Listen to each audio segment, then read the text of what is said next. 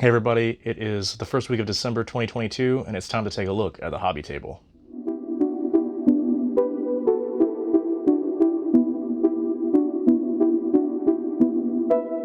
Alright everybody, my name is Ryan, also known as Rezial, and this is State of the Table. It's the show where we take a look at my hobby table, very raw look, very little editing on this, just IRL, and kind of get a look at where things are at. It's been a little bit of a slow process getting back to the table this week after the holiday and going over some holiday season like stress and scheduling issues, getting it back. I'd like to get the show back to Thursday, but bringing it out on a Friday again this week. So trying to keep up and look for it next week on Thursday. We're gonna do our best to get it back on track there. So without any further ado, let's take a look at it. All right, so this week we're going to start off with a bit of a wide angle, so you can kind of get a look at where the table's sitting to start with, and then I'll zoom it in and get a little bit close in on the table and work from there. But basically just kind of show you where it's at. It's a bit in chaos right now, controlled chaos though. So that's how a lot of times things end up, for better or worse. Still quite a bit of clutter. If you go up the side, you still see I keep a lot of like long-term projects that I've got at an early stage working there. Right now it's set up for the final of the little paint competition. I've got my basic photo set up there, where I use my 3 lamps and kind of get the light and get my backdrop going. I just got through taking care of the photos for that last night. Yeah, got some cleaning up to do and some reorganization. I got some other projects I'm wanting to work on and things, but yeah, that's about it. We'll get back down close to table level and get a look here at a couple things I got going on. Alright, so I'm going to keep it a little bit more stationary this week, kind of focused in on the actual sort of main workspace on the table. And right now y'all can see that I pretty much have it set up for my little online competition model that I put up. Now the deal for me with this guy is this was a model that I had bought when it came out this year. It's a new one. This is actually one of the models that Games Workshop has in the running for their model of the year, which I voted for this one because it was the one I had the experience with. I really do like it.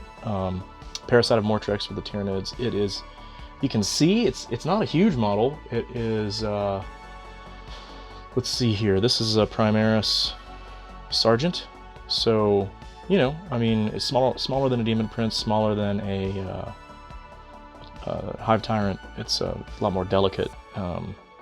It's really not that big. Wider than an Inceptor, but I don't know if it's particularly bulkier.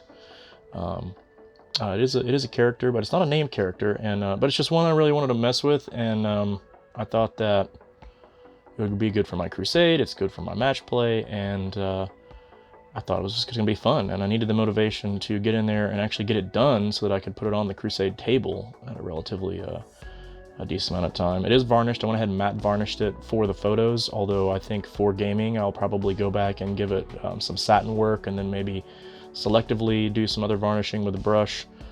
Did some freehand on the face. It does not, this does not have eyes. Those are an affectation. I figured that it would be cool to actually give it like a pattern, like as far as that goes, sort of playing around with if I like patterns on things.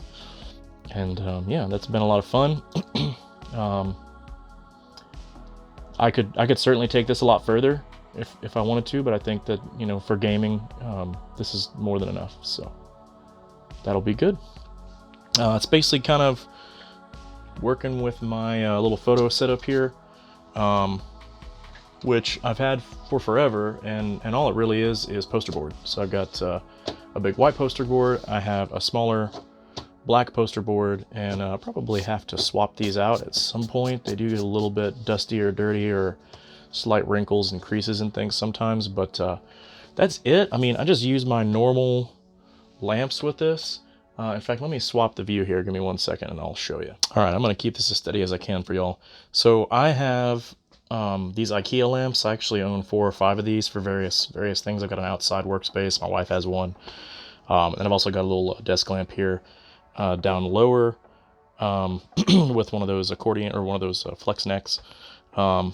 And that's all I need. I mean, you just put the right bulb in it, the daylight bulbs, and that works great for painting. You get the proper hues, but also for photos, because I get enough motion out of these to reorient them wherever I want. And then, like, you know, just for a backdrop, I've got a couple of like finish nails in here with these, you know, regular office clips, and they just clip, they just move. And then when I want to put it down there, they hang there, and when I want to get it up out of the way, it goes to an equally spaced couple of tacks up there, and it just hangs. And you can't actually see me hanging it because of the way I'm having to hold my hands, but I'll get you a shot here in a second of doing that.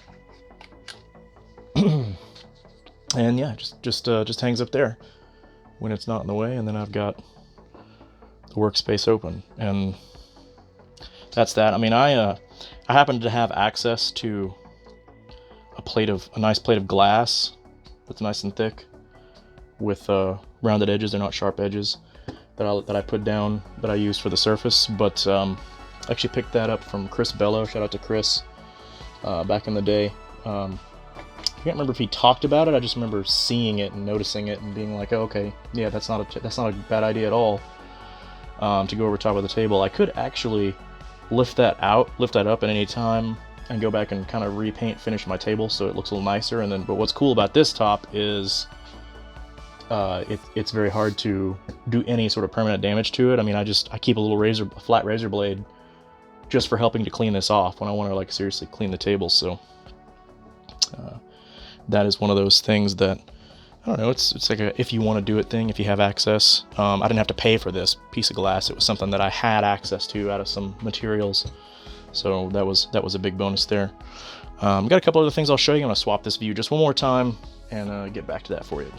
Alright, so as far as what goes on after the Parasite project, I'm going to be gearing up for the next month. I have a project in mind that I want to do for that, for our next month's competition. But for my actual normal projects, you'll have seen I have these Blood Angels parts and a few models here that are something that is getting worked on. So I'm going to go right into that and try to get these done, because this is for my current list. And so one of the things I was doing while I was working on the Parasite was taking care of any things that I could do at the same time. So when I went and varnished the Parasite gloss during one stage to do the oil wash, I went ahead and got these Sanguinary Guard also gloss varnished, because they will take a recessed shade, and it's going to work way better for them to get that shade done. And then I may go ahead and matte coat them or just hand brush some areas matte, just so that I can get coverage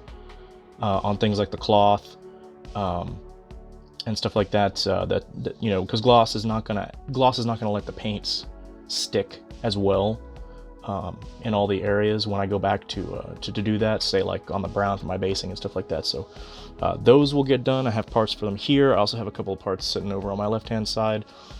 Same with these Death Company and this Intercessor Sergeant. They have been magnetized, double magnetized to take on weapon options, and I have those done. And so I just need to go back in and do the touch-ups on that stuff. And then, you know, I could always go and paint these to a higher standard if I want to. I don't know, that remains to be seen if I'll take the time on that, because I want to gear up for the next month project.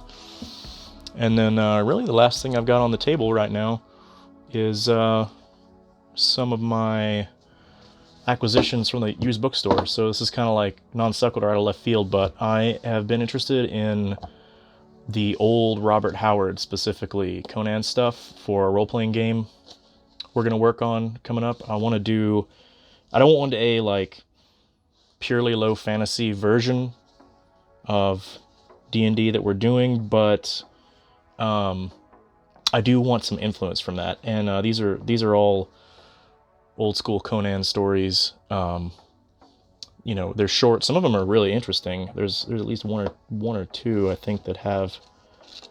It's not that one. Which one is it? Well, I'm striking out here. Here we go. Look, I mean, this book, The Flame Knife or whatever, right? Robert Howard, the original Conan author. It's been illustrated, and so it's actually not even that big of a book. especially when you start calculating in all these pages of illustrations. They're awesome. They're double page, some of them. Some are stuff like this. I mean, that's sweet. So yeah, that's exciting. Using those for reference for doing my OSR style D&D homebrew campaign, and that's it. I had set them on the table because I didn't have anywhere else to sit them at the moment while I was getting prepped, and that's where we're at. So, as usual, that has been State of the Table for the week. I hope if you got any value out of that, please consider hitting the like button, sharing with anybody that you think is going to get some value out of it. Subscribe, and check out the other social media, Instagram and Twitter.